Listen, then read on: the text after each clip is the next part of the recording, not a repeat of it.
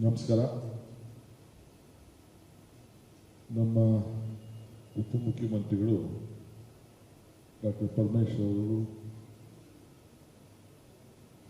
ಕೆಲವು ವಿಚಾರವನ್ನು ತಮ್ಮ ಗಮನ ಸೆಳೆದಿದ್ದಾರೆ. ಈಗ ತಾನೇ ನಾನು ಸುಮಾರು 2 ಗಂಟೆಗೂ ಹೆಚ್ಚು ಕ್ಯಾಬಿನೆಟ್ ನೂತನ ಸದಸ್ಯರನ್ನ ಚರ್ಚೆ ಮಾಡಿ ಅವರಿಗೆ ಮಾರ್ಗದರ್ಶನವನ್ನು ಕೊಟ್ಟಿದ್ದೇನೆ. ಇವತ್ತು ಸುಮಾರು 19 ಜನ ಹೊಸದಾಗಿ ಸೇರ್ಪಡೆಯಾಗಿದ್ದಾರೆ. ಹೊಸ ಮುಖಕ್ಕೆ ಅವಕಾಶಗಳನ್ನು ಕೊಟ್ಟಿದ್ದೇವೆ. ಇನ್ನು ಬಹಳ ಜನ ಹಿರಿಯರೆಲ್ಲ ಇದ್ದರು. ಆದರೆ ನಾನು ಪರಮೇಶ್ವರರೆಲ್ಲ ಭಾಳ ಚಿಕ್ಕ ವಯಸ್ಸಿನಲ್ಲೇ ಫಸ್ಟ್ ಟೈಮೇ ನಾವು ಮೊದಲನೇ ಬಾರಿಗೇ ಶಾಸಕರಾದವರು ನಾವು ಮಂತ್ರಿ ಆದವರು ಇದ್ದೀವಿ. ನಾನು ಕೆಲವು ಸಂದರ್ಭದಲ್ಲಿ ನಮ್ಮನ್ನ ಇಟ್ಕೊಂಡಿದ್ದಾರೆ, ಕೆಲವು ಸಂದರ್ಭದಲ್ಲಿ ಬಿಟ್ಟಿದ್ದಾರೆ. ಅದು ನಡ್ಕೊಂಡು ಬಂದು ಇಲ್ಲಿವರೆಗೂ ನಾವಿಬ್ಬರು ಈ ಸ್ಥಾನದಲ್ಲಿ ಕೂತಿದ್ದೇವೆ. ಸೊ ಇವತ್ತು ಎಕ್ಸ್ಪ್ಯಾನ್ಷನ್ನು ನಡೆದಿದೆ. ಭಾಳ ಜನ ಇದ್ದರು, ಭಾಳ ಕೇಪಬಲ್ ಜನ. ನಮ್ಮ ನಂಬರು ತಮ್ಮ ಗೊತ್ತಿದೆ, 138 139 ನಮ್ಮ ನಂಬರು ಇತ್ತು. ಸುಧಾಕರ್ ಒಬ್ಬರು ನನ್ನ ಜೊತೆ ಇಲ್ಲ. ಸೊ ದೊಡ್ಡ ಪಕ್ಷ. ಸೊ ಭಾಳ ಆಸೆ ಆಕಾಂಕ್ಷೆಗಳು ಬೇಕಾದ ಜನಕ್ಕಿತ್ತು. ಎಲ್ಲರೂ ಎಲಿಜಿಬಲ್. ಯಾರು ಎಲಿಜಿಬಲ್ ಇಲ್ಲ ಅನ್ನೋರು ಯಾರೂ ಇಲ್ಲ. ಇಲ್ಲಿ 138 ಜನನೂ ಎಲಿಜಿಬಲ್ ಇದ್ದರು. ವಿಧಾನ ಪರಿಷತ್ ಸದಸ್ಯರು ಎಲಿಜಿಬಲ್ ಇದ್ದರು. ಸೊ ನಮ್ಮ ಪಾರ್ಟಿ ಒಂದು ತೀರ್ಮಾನ ಮಾಡಿ ಒಂದು ಡಿಸಿಷನ್ ಕೊಟ್ಟಿದ್ದಾರೆ. ಅದಕ್ಕೆ ನಾವೆಲ್ಲ ಬದ್ಧರಾಗಿದ್ದೇವೆ. ಹಿಂದೆ ಕೂಡ ನಾನು ಪರಮೇಶ್ವರ್ ಅವರು MLA ಆಗಿ ಬಂದಾಗ ವೀರೇಂದ್ರ ಪಾಟೀಲ್ ಮುಖ್ಯಮಂತ್ರಿಗಳು, ಬಂಗಾರಪ್ಪನವರು ಕ್ಯಾಬಿನೆಟ್ ಇರಲಿಲ್ಲ, ಇವರು ಮಲ್ಲಿಕಾರ್ಜುನ್ ಖರ್ಗೆ ಅವರು ಕ್ಯಾಬಿನೆಟ್ ಇರಲಿಲ್ಲ, ಧರ್ಮಸಿಂಗ್ ಇರಲಿಲ್ಲ, ಲಕ್ಕಪ್ಪನವರು ಇರಲಿಲ್ಲ. ಇಂಥವೆಲ್ಲ ಬೇಕಾದಷ್ಟು ಜನ ಸೀನಿಯರ್ಸ್ ಎಲ್ಲ ಕೂಡ ಇರಲಿಲ್ಲ. ಅದಾದ್ಮೇಲೆ ಕೃಷ್ಣ ಅವ್ರ ಕಾಲದಲ್ಲೂ ಅಜಿತ್ ಸೇಠ್ ಅಂತವರು ಕ್ಯಾಬಿನೆಟಲ್ಲಿ ಇರೋಕ್ಕಾಗಿರಲಿಲ್ಲ. ಅವ್ರು ಭಾಳ ಆತ್ಮೀಯರಿದ್ರು ಕೂಡ ಆಗಕ್ಕಾಗಿರಲಿಲ್ಲ. ಆಗ ಕೂಡ ನೋಡಿದ್ದೇವೆ. ಅದಾದಮೇಲೆ ಧರ್ಮಸಿಂಗ್ ಕಾಲದಲ್ಲಿ ನನ್ನ ಪರಮೇಶ್ವರನೇ ದೂರ ಇಟ್ಟಿದ್ರು ಕಾರಣದಿಂದ. ಸಿದ್ದರಾಮಯ್ಯವ್ರ ಕಾಲದಲ್ಲೂ ನಾವಿಬ್ಬರು ಇವರು ಅಧ್ಯಕ್ಷರಾಗಿ ಅಧಿಕಾರ ಬಂದರು. ಇವರು 3 ವರ್ಷ ಆದಮೇಲೆ ಹೊರಗಡೆ ಬರಬೇಕಾದ ಪರಿಸ್ಥಿತಿ ಬಂತು. ನನ್ನ ಕೂಡ ಕೆಲವು ದಿನ ಹೊರಗಡೆ ಇಟ್ಟಿದ್ದು. ನಾವು ಭಾಳ ತಾಳ್ಮೆಯಿಂದ ಇದ್ದು. ನಮ್ಮಿಬ್ಬರ ತಾಳ್ಮೆ ಇವತ್ತು ನನ್ನ ಮುಖ್ಯಮಂತ್ರಿ ಮಾಡಿದೆ ಪಕ್ಷ, ಇವ್ರನ್ನ ಉಪಮುಖ್ಯಮಂತ್ರಿ ಮಾಡಿದೆ. ಸೊ ಹಂಗೆ ಇವತ್ತು ನೀವು ಏನೇನು ಪ್ರಶ್ನೆ ಕೇಳ್ತೀರಂದ್ರೆ ನನಗೆ ಅರಿವಿದೆ. ಏನೇನು ಪಾಯಿಂಟ್ ಆಗ್ತೀರಿ, ತುಮಕೂರು ಮೀಟಿಂಗು, ಅಲ್ಲಿ meeting, Kolar meeting, Chikkaballapur meeting, Shivamogga meeting, Raichur meeting, Ballari meeting ಎಲ್ಲ ಹೇಳ್ತೀರಿ ನೀವೆಲ್ಲ. ಬಿಜಾಪುರ ಮೀಟಿಂಗ್ ಎಲ್ಲ ಕೆಲವು ಪ್ರಶ್ನೆಗಳು ಅವ್ರು ಹೆಂಗೆ ಹೇಳಿದ್ರು ಹಿಂಗೆ ಹೇಳಿದ್ರು ಅಂತ ಎಲ್ಲ ಹೇಳ್ತೀರಿ. ಈ ನಡ್ಕೊಂಡು ಬಂದಂಥ ಪದ್ಧತಿ ಇದೆಯಲ್ಲ, ಇದು ಏನು ಮಾಡ್ತೀರಿ, ಇರೋದು 33 ಸ್ಥಾನ. ಮೊದಲಾದರೆ ಬೇಕಾದಷ್ಟು ಎಷ್ಟು ಜನ ಬೇಕಾದ್ರೂ ತಗೊಳ್ಳುವಂಥ ಅವಕಾಶ ಕೃಷ್ಣ ಅವ್ರ ಕಾಲಕ್ಕೆ ಮುಗಿದೋಯ್ತು. ಈಗ 15%ಗೆ ಲಿಮಿಟೇಷನ್ ಮಾಡಿದೆ. ಕಂಪಲ್ಸರಿ ಅಪ್ಪರ್ ಹೌಸಲ್ಲಿ ಒಬ್ಬರು ಇರಲೇಬೇಕಾಗಿದೆ. ಸೊ ಈ ಪದ್ಧತಿ ಇದೆ. ಆಮೇಲೆ ನಿಮಗೆ ಈಗ ಹೆಣ್ಮಕ್ಳಿಲ್ಲ ಅಂತ ಒಂದು ಪ್ರಶ್ನೆ ಹಾಕ್ತೀರಿ, ಅದಾಗ್ತದೆ, ಫಿಲ್ ಮಾಡ್ತೀವಿ. ಎಲ್ಲ ಕೇಳಿಸ್ಕೊಳಕ್ಕೆ ಹೋಗ್ಬಿಡಿ, ಹೆಣ್ಮಕ್ಳು ಇರಲೇಬೇಕು. ನಮ್ಮ ಪಕ್ಷದಲ್ಲಿ ಒಂದು ಸಿದ್ಧಾಂತ ಇದೆ. ಮೊದಲು ಒಬ್ಬಳು ಹೆಣ್ಮಗಳು ಇದ್ದು, ಈಗ ಡೆಪ್ಯೂಟಿ ಸ್ಪೀಕರ್ ಕೊಟ್ಟಿದ್ವಿ. ಮಂತ್ರಿಗೂ ಮಂಡಲಕ್ಕೂ ನಮ್ಮ ಪಕ್ಷ ಅದಕ್ಕೆ ನನಗೆ ಮಾರ್ಗದರ್ಶನವನ್ನು ಕೊಡ್ತದೆ.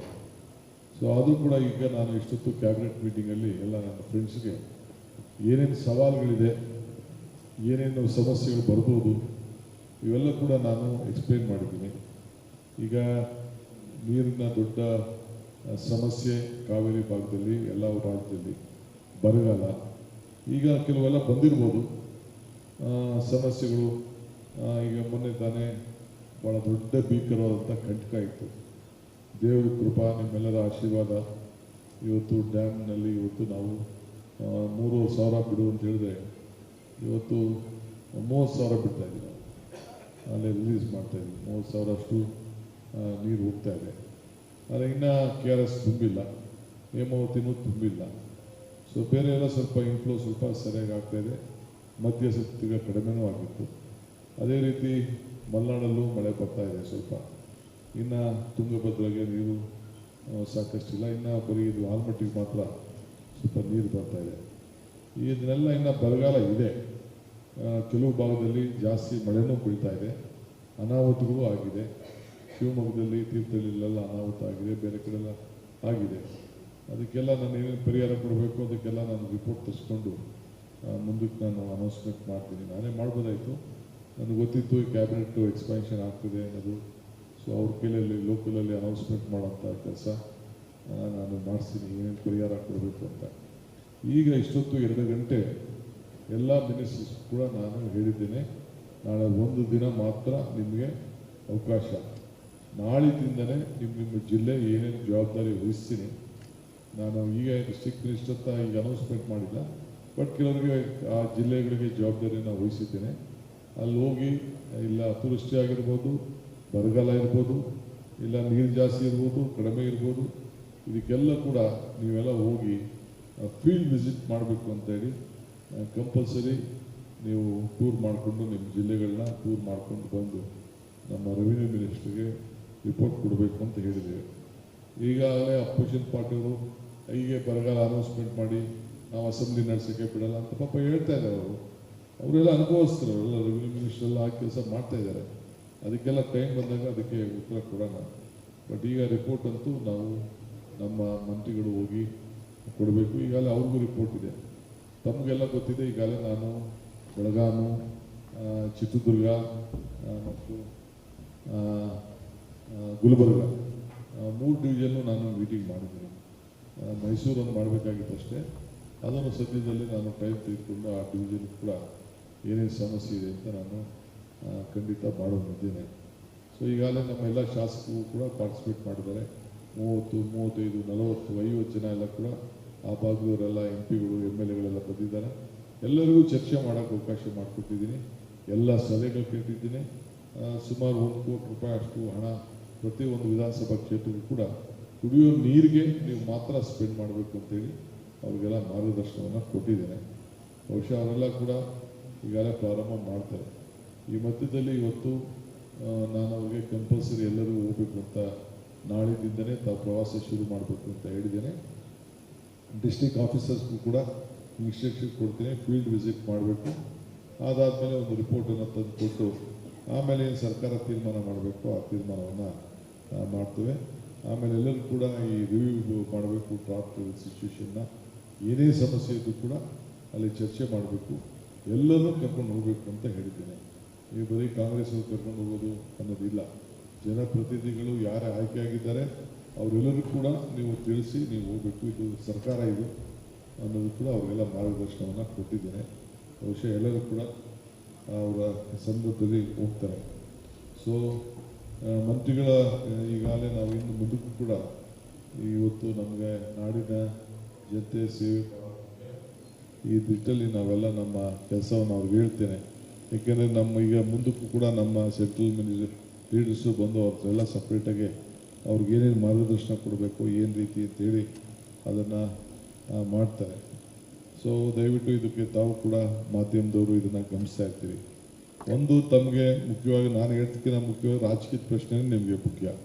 ನನ್ನ ಫ್ರೆಂಡ್ಸ್ಗೆ ರಿಕ್ವೆಸ್ಟ್ ಮಾಡ್ಕೊಳ್ತೀನಿ, ಎಲ್ಲರೂ ಕೂಡ ಆಸೆ ಎಲ್ಲರಿಗೂ ಇರ್ತದೆ, ಸ್ವಲ್ಪ ತಾಳ್ಮೆಯಿಂದ ಇದ್ದರೆ ಎಲ್ಲರೂ ಒಂದೊಂದು ಕಡೆ ಎಲ್ಲೆಲ್ಲಿ ಸಾಧನೆ ಮಾಡೋಕ್ಕೆ ಅಡ್ಜಸ್ಟ್ಮೆಂಟ್ ಮಾಡೋಕ್ಕಾಗ್ತದೋ ಖಂಡಿತ ನಾವು ಎಲ್ಲರಿಗೂ ಕೂಡ ಅಕೊಮಡೇಟ್ ಮಾಡೋಂಥ ಕೆಲಸ ಮಾಡ್ತೀನಿ ಅನ್ನೋದು ಕೂಡ ಹೇಳ್ತೀನಿ. ಇನ್ನು ಕೆಲವ್ರಿಗೆಲ್ಲ ನೇರವಾಗಿ ಪರಮೇಶ್ವರ್ ಕೇಳೋದಂತ ಮಾತಾಡ್ತಾರೆ, ನಾನು ಕೇಳೋಂತ ಮಾತಾಡ್ತೀನಿ. ಎಲ್ಲರಿಗೂ ಕೆಲವೊತ್ತಲ್ಲ ಸಂಪರ್ಕದಲ್ಲಿ ಇಟ್ಕೊಂಡು ಎಲ್ಲರಿಗೂ ಕೂಡ I believe in every one should be care. ಇವತ್ತು ನಾವೆಲ್ಲರೂ ಕೂಡ ಗೌರವ ಕೊಡಲೇಬೇಕಾಗ್ತದೆ, ಆ ಕೆಲಸ ಕೂಡ ಮಾಡ್ತೀನಿ. ಇಷ್ಟನ್ನು ಇವತ್ತು ಫಸ್ಟು ಕ್ಯಾಬಿನೆಟ್ನಲ್ಲಿ ಮೈನ್ ಬರೆದ ವಿಚಾರ. ಆಮೇಲೆ ಕಾವೇರಿ ವಿಚಾರದಲ್ಲಿ ಈಗಾಗಲೇ ಅವರು ಸುಪ್ರೀಂ ಕೋರ್ಟ್ಗೆ ಹಾಕಿದ್ದಾರೆ. ನನ್ನ ಲೀಗಲ್ ಟೀಮ್ಗೆ ಕೇಳ್ತೀನಿ. ಈಗಾಗಲೇ ನಾವು ಮಳೆ ಬಂದಿದೆ, ನೀರು ಬಿಟ್ಟಿದ್ದೀವಿ, ಇವಾಗ ಕಂಪಲ್ಡ್ ಬಿಟ್.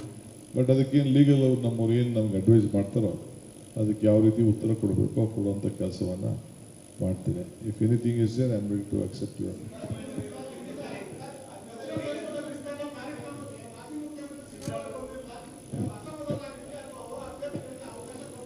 ನೋಡಪ್ಪ, ನಾನು ಅವರು ಎಲ್ಲ ಕೂತ್ಕೊಂಡು ತೀರ್ಮಾನ ಮಾಡಿರೋದೆ. ಅವರ ಬರ್ತ್ಡೇ ಇವತ್ತು, ಹಬ್ಬ, ಗೆಸ್ಟ್ಗಳು ವಿಪರೀತ ಇದ್ದು ಅವ್ರಿಗೆ, ಅರ್ಥ ಆಯ್ತಾ? ಅವರ ಜನ್ಮದಿನ, ನಾನು ಅವ್ರಿಗೆ ಶುಭ ಹಾರೈಸಿದ್ದೀನಿ, ಆಯಿತಾ? ಇವತ್ತು ಸಿದ್ದರಾಮಯ್ಯನವ್ರಿಗೆ ಯಾಕೆ ಸಮಾಧಾನ? ನಾವೆಲ್ಲ ಒಂದು ಟೀಮ್, 139 ಜನನ ಒಂದು ಟೀಮ್, ಯಾರಿಗೂ ಅಸಮಾಧಾನ. ಈಗಿರೋರೆಲ್ಲ ನಾನು ಸೇರಿ ಅವ್ರ ಕಡೆಯವರಲ್ವಾ? ನಾನು ಸಿದ್ದರಾಮಯ್ಯನವರ ಪಟ್ಟ ಅಭಿಮಾನಿ. We all are one, we all are united, we will be united, we will fight United. ನೀವೆಲ್ಲ ಯಾಕೆ ಅದಕ್ಕೆ ನೀವೇನು ಬರೀ ಹುಡುಕ್ತಾ ಇದ್ದೀರ? ನಾವು ಹೊಸದಾಗಿ ಲೆನ್ಸ್ ಆಗ್ತಿದ್ದೀರ, ಹೊಸ ಸುದ್ದಿ ಕೇಳ್ತಾ ಇದ್ದೀನಿ ನಿಮ್ಮ ಹತ್ರ ಎಲ್ಲ.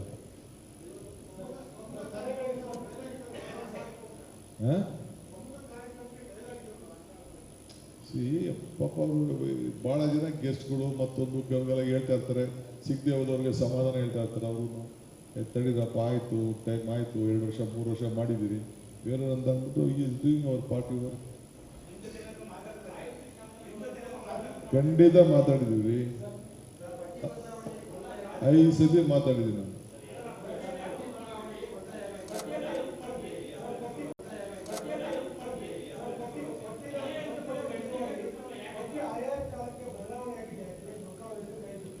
ಯಾವುದೂ ಇಲ್ಲ, ನನಗೆ ಹೈಕಮಾಂಡಿಂದ ಏನು ಬಂತು, ಏನು ಹೇಳಿದಾರೋ ಅದನ್ನು ಮಾರ್ಗದರ್ಶನ ಕೇಳ್ತೀವಿ ಅಷ್ಟೇ.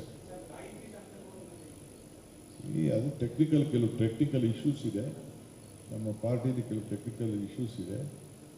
ಇನ್ನು ಈಗ ತಾನೇ ನಾವು ಸ್ವೇರಿಂಗ್ ಬೇರೆ ಮಾಡೋದಿದೆ, ಇನ್ನು ನಮ್ಮ ಪಾರ್ಟಿಲಿ ಕೆಲವು ಲೆಕ್ಕಾಚಾರ ಇರ್ತದೆ, ಅದನ್ನು ನಾವು ತೀರ್ಮಾನ ಮಾಡ್ತೀವಿ. ಅದನ್ನು ನಾವು ಬೇಕಾದಷ್ಟು ನಿಮಗೆ ಲಿಸ್ಟ್ ಈಚೆ ಬಂದಿರ್ಬೋದು, ಎಲ್ಲ ಫ್ಯಾಕ್ಸ್ ಮೇಲೆ ಯಾವುದೇ ಹೆಸರುಗಳೆಲ್ಲ ಬಂದಿರ್ಬೋದು.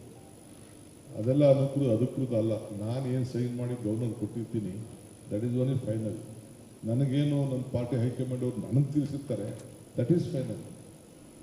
ಬೇರೆ ನೀವು ಪೇಪರಲ್ಲಿ ಎಲ್ಲ ನಮ್ಮವ್ರು ಯಾರೋ ನಮ್ಮ ಕಾರ್ಯಕರ್ತರು ಲೀಕ್ ಮಾಡಿದ್ದು, ನನ್ನ ಪ್ರೆಸ್ ಸೆಕ್ರೆಟ್ರಿ ಅವ್ರು ಲೀಕ್ ಮಾಡಿದ್ದೆಲ್ಲ ಇಟ್ ಈಸ್ ನಾಟ್ ಫೈನಲ್. ನಾನು ಗವರ್ನರ್ ಬರೆದಿದ್ದಿಲ್ಲ ಫೈನಲ್.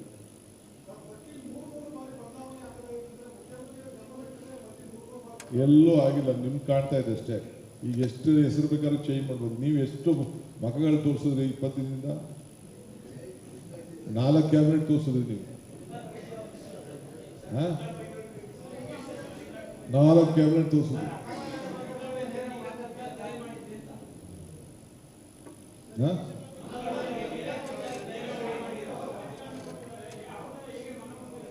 ಖಂಡಿತ ವೈದ್ಯ ನನ್ನ ಜೊತೆನೇ ಇದ್ದಾನ್ರಿ, ಹಿಂದೆ ನನ್ನ ಜೊತೆನೇ ಇದ್ದಾನೆ.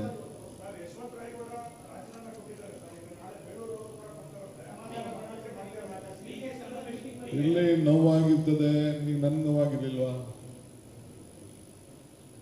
ನನಗೂ ನೋವಾಗಿತ್ತು, ಇವ್ರಿಗೂ ನೋವಾಗಿತ್ತು. ಅಧ್ಯಕ್ಷ ಆಗಿದ್ರು ಇವ್ರ ಕಾಲದಲ್ಲಿ 120, 124 ಬಂದಿತ್ತು. ಕೊಡೋಣಮ್ಮ, ಕೊಡ್ತೀವಿ. ಹೆಣ್ಮಕ್ಳಿಲ್ಲದೆ ನಾವು, ನಮ್ಮ ಪಕ್ಷನೇ ಇಲ್ಲ, ಹೆಣ್ಮಕ್ಳಿಗೆ ನಾವು ಶಕ್ತಿ ಕೊಡ್ತೀವಿ.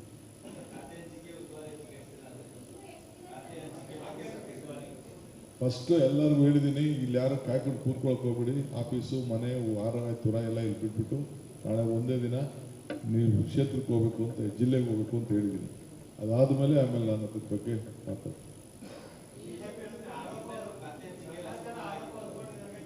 ಈಗ ಯಡಿಯೂರಪ್ಪನ ಸರ್ಕಾರದ ಇತಿಹಾಸ ಸ್ವಲ್ಪ ಹೇಳ್ತೀನಿ. ನೀವು ಅವ್ರ ಸರ್ಕಾರ ಅಷ್ಟೇ ಮಾಡೋದಲ್ಲ, ಅವರೇನೋ ಹೇಳ್ತಿರಲ್ಲ ನನಗೆ 20 ದಿನ 30 ದಿನ ವಾರ 4 ದಿನ ಅಂತ. ಅವ್ರ ಗೌರ್ಮೆಂಟ್ ರಚನೆ ಮಾಡಿದಾಗ ಏನಿತ್ತು? ಇಷ್ಟು ಸ್ವಲ್ಪ ದಯವಿಟ್ಟು ಬರೀರಪ್ಪ. ಒಬ್ಬರೇ ಸರ್ಕಾರ ನಡೆಸಿಲ್ಲ ಎಷ್ಟು ದಿನ?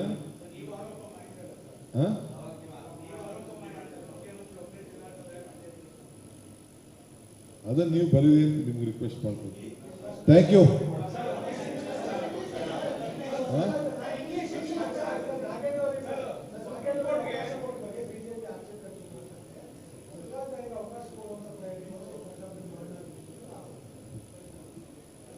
ಅದಕ್ಕೆಲ್ಲ ಈಗ ಒಂದೇ ದಿನಕ್ಕೆ ಉತ್ತರ ಕೊಡೋದು ಕೂಡ ನಿಮಗೂ ಸ್ವಲ್ಪ ಇರಲಿ.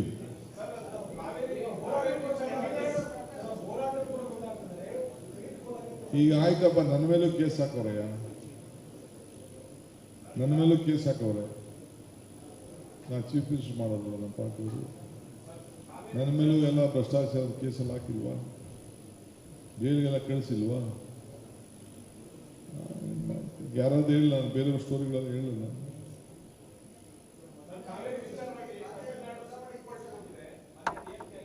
I am appealing, see, on the issue of Kaveri issue. I know that Tamil Nadu has gone to the court. That is what I have got the information. It is their right. I don't want to question their right. But we have respected the law of this country. We have respected. I did not take a decision because I had to take all party into confidence. I took the all party into confidence. All my leaders, including the BJP, Janata Dal, they have cooperated. Entire Karnataka stands united. They have supported the cause. In future also, they will stand with us. I am very proud of them. I salute all my leaders, all the party senior leaders, all the former chief ministers, all the union ministers supported. Though Mr. Prahlad Joshi that day could not participate, but he took a delegation to the central union minister. He met them, he requested, but still the rain gods also helped us. We are compelling the orders given by the management authority. We are fully with the system of law. We will respect them. Once in 15 days, again the meeting is going to be conducted. They will also know the position. We will answer to them. We will respect them. They are also our farmers. We want to protect our state also. We wanted to see that we respect the sentiments of the courts also. That is why I briefed in English.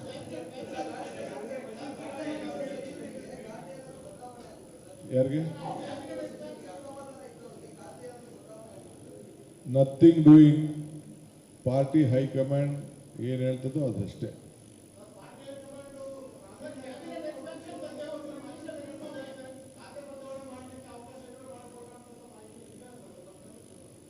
ನಾನು ಮಾತಾಡಿದ್ದೀನಿ ಬಿಡಪ್ಪ, ನನಗೂ ರಾಮಲಿಂಗಾರೆಡ್ಡಿಗೆ ಬಿಟ್ಟಂತ ವಿಚಾರ. ನಾವಿಬ್ರು 40 ವರ್ಷದ friends, ನಾನು ಪರಮೇಶ್ವರ್ ರಾಮಲಿಂಗಾರೆಡ್ಡಿ ಎಲ್ಲ. ನಿಮ್ಗೆ ನಿಮ್ಮ ಹತ್ರ ಏನೋ ಮಾತಾಡಿರ್ಬೋದು, ನನ್ನ ಹತ್ರ ಏನು ಮಾತಾಡಿದಾರೆ ನನಗೆ ಗೊತ್ತಿದೆ ಬಿಡಿ. ಥ್ಯಾಂಕ್ ಯು, ನಮಸ್ಕಾರ.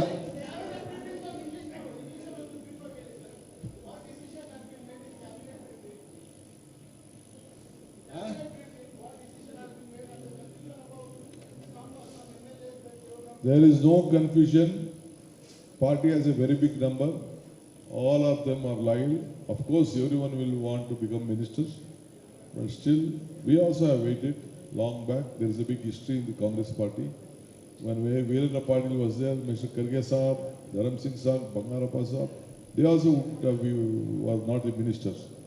I was also not the minister at the time of Siddaramaiah, myself and Mr. Parameshwar. We both were not the minister at the time of Dharam Singh. But still we are the chief minister and he is the deputy CM. We are an example. Patience pays. With one word I would like to tell everyone. Patience pays. That has paid us and we are sitting here before you.